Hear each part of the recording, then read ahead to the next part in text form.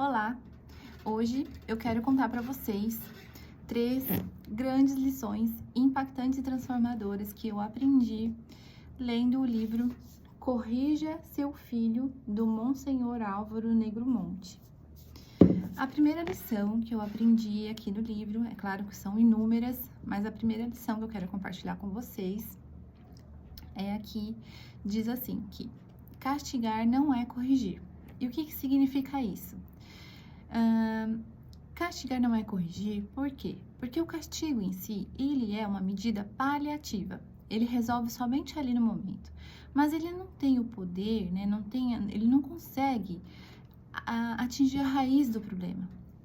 O castigo, que aliás já é meio caminho andado, porque inclusive tem pais que nem castigam, né? No castigo você consegue sinalizar para a criança que o que ela fez não será tolerado, por isso ela ficou de castigo. Isso já é muito bom, com certeza. Mas depois de que você castigá-la, você vai ter que pensar o que motivou aquele mau comportamento que você precisou castigar. E aí você vai agir ali de outras formas. Durante o seu dia, ao longo da semana, você vai pensar como agir, tá? Então, ó, porque, por exemplo, se uma criança bateu no irmão ou ela quebrou um brinquedo de propósito, você vai castigá-la, vai dizer, você não pode quebrar seu brinquedo, você não pode bater no seu irmão, então você vai ficar de castigo, não vai jogar videogame, ou vai ficar no seu quarto, ou vai para o cantinho do pensamento, né, como tem alguns pais que acreditam no cantinho do pensamento. Ok, você castigou a criança, você puniu o mau comportamento dela, ok. No entanto, você tem que ver o que motivou a criança a agir daquela forma. O que motivou a criança a bater no irmãozinho? Será que ela estava com raiva? Será que ela estava com sono? Será que teve inveja do irmão?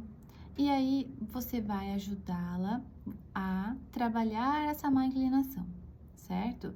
Você vai bolar uma estratégia, por exemplo, se ela ficou com inveja do irmão, então você vai trabalhar com ela para que ela alguns exercícios, alguns momentos em que você exercita nela a alegria pelo bem do irmão, seu irmão, né? Você vai ensiná-la a ficar feliz pelo irmão, certo? Então, a primeira lição foi essa, que diz assim: castigar não é corrigir, certo? Castigar é apenas paliativo, é uma punição, mas não atua na raiz do problema, ok?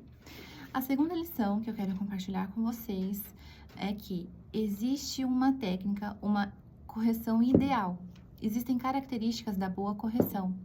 E o autor, ele dá vários exemplos aqui no livro. Depois vocês leiam com calma, que tá bem explicadinho.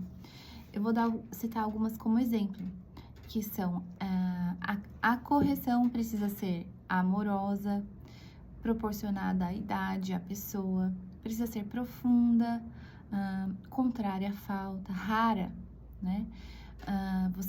Por quê? Se você ficar corrigindo a todo momento, tudo que a criança fizer você corrige, a sua correção, na verdade, vai se tornar algo corriqueiro, comum, que a criança não vai dar muita importância.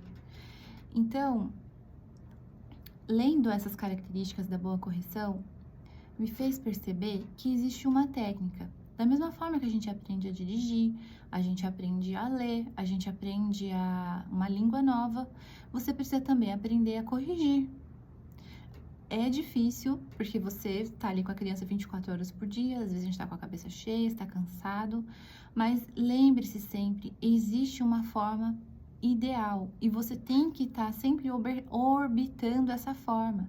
Não se afaste muito dela. É muito difícil ser perfeito, mas a gente tem que sempre buscar corrigir da forma correta, porque você precisa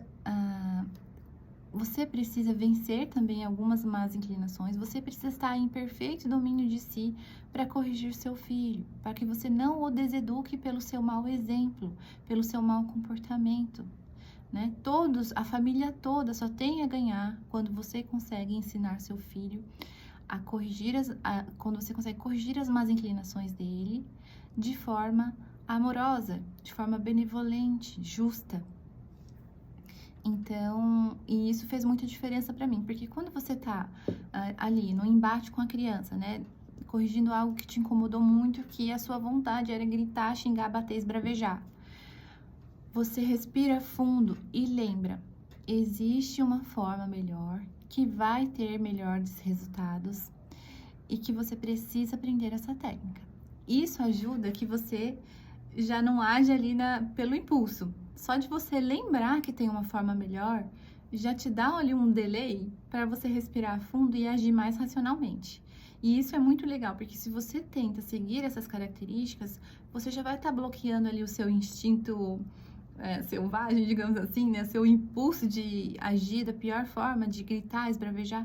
Você lembra que tem uma forma certa, você já consegue controlar e utilizar a parte do seu cérebro ali que vai ser mais racional.